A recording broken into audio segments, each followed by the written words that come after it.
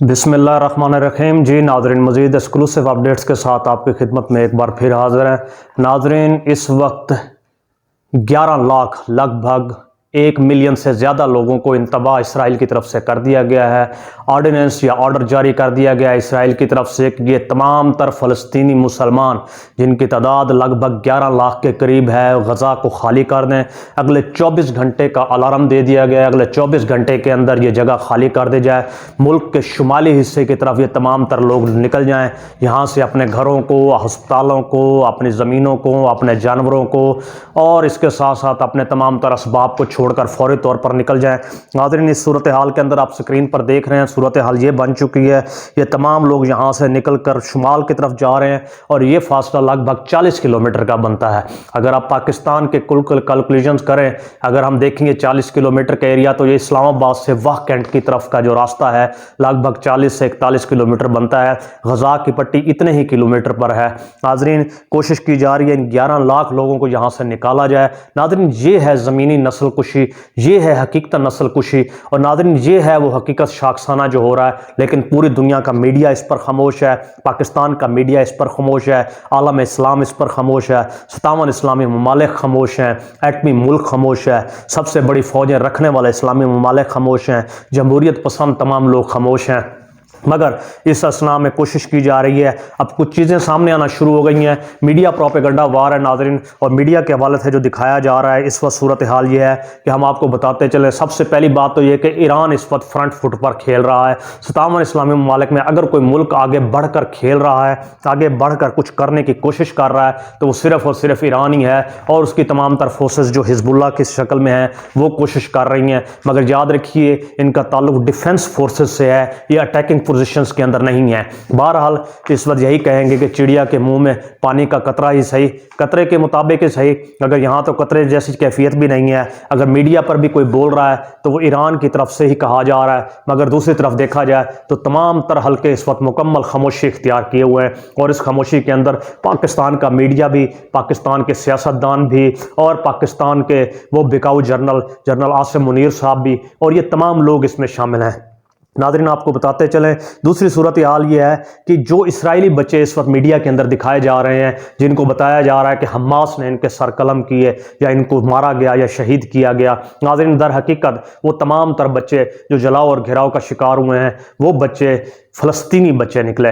Media کی propagation اس قدر ہے، یعنی اسرائیل نے فلسطینی بچے دکھا کر اپنے لیے فیور گیم کی۔ اب بظاہر دکھائی یہی دیتا ہے کہ حماس نے جو حرکت کی ہے، جو کوشش کی ہے، جو کاوش کی ہے بمبارڈمنٹ کرنے کی، یہ دراصل ایک بی ٹیم کے طور پر کی ہے۔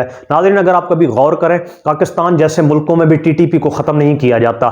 کیوں نہیں ختم کیا جاتا؟ ایسی چیزوں کا وجود ہی ہمیشہ اسی وجہ سے ہوتا ہے جس کی وجہ سے اندر کی اسٹیبلشمنٹ کو، اندر کی شدت پسندی کو، جو وردی کے اندر ہوتی ہے، اس کو تقویت ملتی ہے۔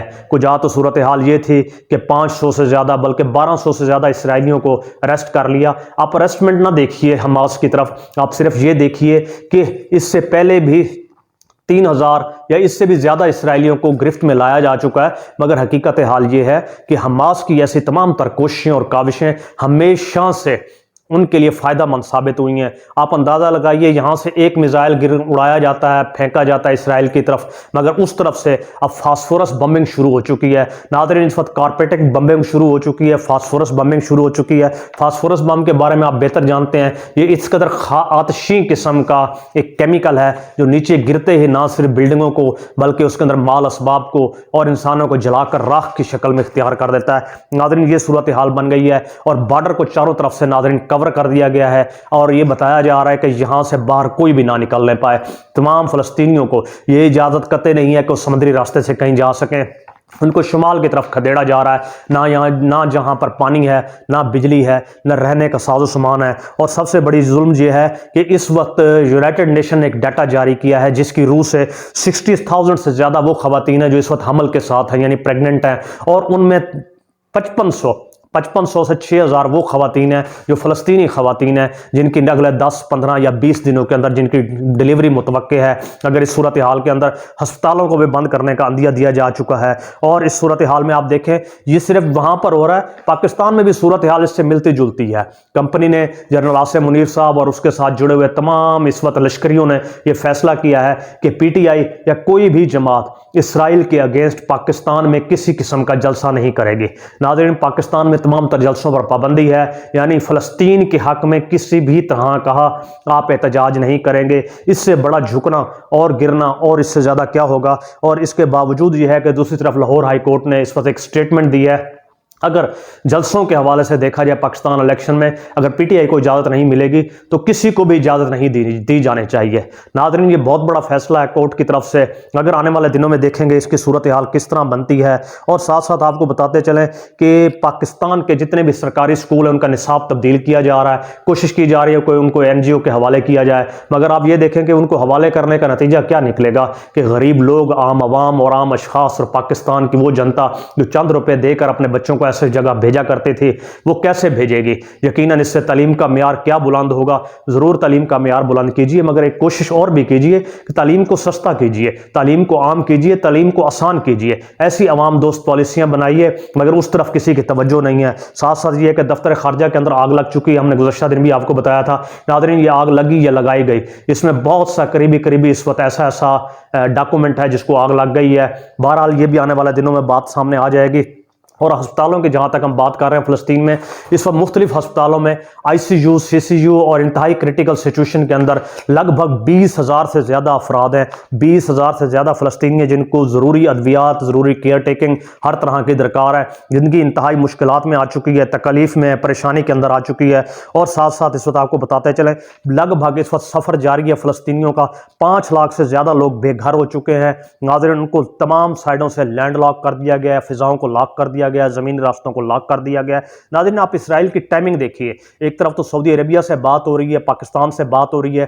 यकीनन वो समझ चुके थे, पाकिस्तानी जनरल तो वैसे ही बिक चुके हैं। हम अगले प्रोग्राम में आपको बताएंगे जनरल हमारे आसिम बाजवा साहब जो थे, पिछले जनरल साहब, उन्होंने किस तरीके से शाहीन बैलिस्टिक 3 मिसाइल की रेंज कम की, उसके वर्सेस कैसे इसराइल से उन्होंने पैसे वसूल किए, कैसे डकारा है। नाज़रीन, ऊपर कुछ और है, नीचे कुछ और है। आवाम को दिखाया कुछ और जा रहा है, हो कुछ और रहा है। इसके साथ साथ आपको बताते चलें जहाँ तक एहतजाज की बात है, पाकिस्तान में तो पाबंदी आयद है, मगर बिल अक्सन ने एक तजवीज़ दी थी कि जिन तालिब इल्मों ने ऑक्सफर्ड के अंदर, कैम्ब्रिज के अंदर, इस वक्त हार्वर्ड के अंदर इसराइल या फ़लस्तीन के हक़ में एहतजाज किया, उन तमाम के तमाम लोगों को हार्वर्ड के अंदर किसी किस्म की पोजीशन पे ना लगाया जाए। और इस पर अमली कार्रवाई भी शुरू हो चुकी है नाज़रीन कि इनको तमाम तर अफराद या स्टूडेंट्स को हार्वर्ड की किसी तरह की जॉब ना दी जाए जिन्होंने फ़लस्तीन के हक़ में मुफाहमत को बुलंद की है। साथ साथ आपको बताते चलें, पाकिस्तान तो हम भूलते नहीं, मैकडोनल्ड की कोई चीज़ खाने पीने से कोशिश कीजिए। अगर आप बहुत कुछ नहीं कर सकते तो कम अज़ कम इस हद तक तो एहतजाज कीजिए कि हम कुछ चीज़ें ही ना खाएंगे, जो चीज़ों से ही दूर रहेंगे। अब मैकडोनल्ड ने इसराइल के अंदर तमाम इसराइली फोर्सेस के लिए मुकम्मल तौर पर अपना फूड फ्री कर दिया है। नाज़रीन, चूंकि ये इसराइली कंपनी है, लिहाजा यही उन्होंने करना था और वो यही कर सकते थे। बहुत अच्छी बात है, अपने मुल्क के लिए किया। इस वक्त नाज़रीन, सूरत हाल जो डिस्प्लेसमेंट की हम पहले ही बता चुके हैं, 5 लाख से ज़्यादा लोग इस वक्त नकल मकानी के अंदर हैं। बहुत मुश्किल सूरत हाल है, पानी, खाना पीना और हंगामी सूरत हाल के अंदर इस वक्त ईरान के एक फेडरल मिनिस्टर है जिन्होंने हसन नसरुल्लाह साहब से मुलाकात की है। और इस हवाले से आप देखें कि फास्फोरस की शेलिंग के साथ साथ A-10 तैयारे रफ़ा अरब अमारात में आ चुके हैं जो इसराइल की मदद के लिए आ चुके हैं। यानी UAE भी इसराइल के हक़ में खड़ा हो चुका है। ये ज़मीनी हकीकतें हैं नाज़रीन, ये ज़मीनी नज़ाकतें हैं। अगर कोई समझ रहा है कि कतर के आने से कोई मामला सीधे होंगे, नाज़रीन कतर के आने से ठीक नहीं होंगे। कतर भी उन्हीं का एलाई है। कतर का काम एक दरमियान में एक मिडमैन औरत यानी ऐसे दलाल का बतौर काम है जो अपना पैसा वसूल करता है और एक से दूसरी तरफ चला जाता है। दूसरी सिमत में अगर आप आएँ तो कतरी चीफ पाकिस्तान तशरीफ़ ला चुके हों, क्यों ला चुके हैं हम आपको अगले व्लॉग में बताएंगे। उसकी वजूहात क्या है, क्या पैगाम वो लेकर आएँ, किस तरह का लेकर आएँ, बड़ी बाकमाल एक्सक्लूसिव हैं। और उसके साथ साथ ये है नाज़रीन सूरत हाल, हिजबुल्लाह ने हमला किया जनाब एंटी तनसीबात पर इसराइल के।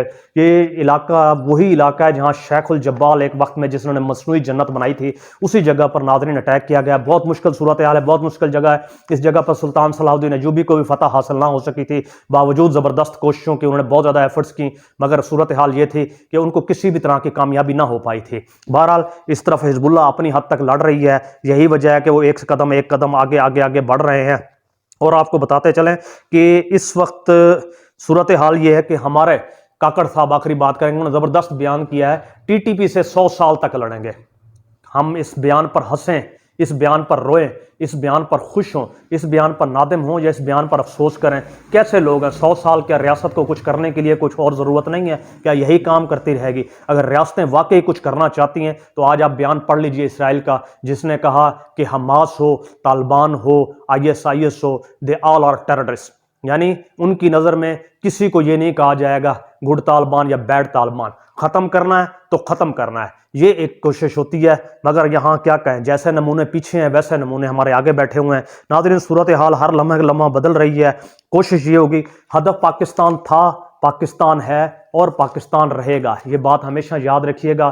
ہدف پاکستان ہی ہے، ضرورت بیداری کی ہے، بیدار ہونے کی ضرورت ہے۔ بیداری کے اندر ہی امید پیدا ہوتی ہے، بیداری کے اندر ہی یقین پیدا ہوتا ہے، بیداری کے اندر ہی امنگ پیدا ہوتی ہے، اور بیداری میں ہی راہ روشن ملا کرتی ہے۔ مگر جو لوگ، جو قومیں، جو افراد سو جایا کرتے ہیں، ان کا نہ صرف ضمیر سو جاتا ہے بلکہ ان کا نصیب بھی سو جاتا ہے، اور اللہ کی مدد پھر نہیں آیا کرتی۔ جاگتے رہیے، خود کو جگا کر رکھیے۔ مزید اپڈیٹس کے ساتھ آپ کی خدمت میں پھر حاضر ہوں گے۔ اپنا خیال رکھیے گا۔ السلام علیکم۔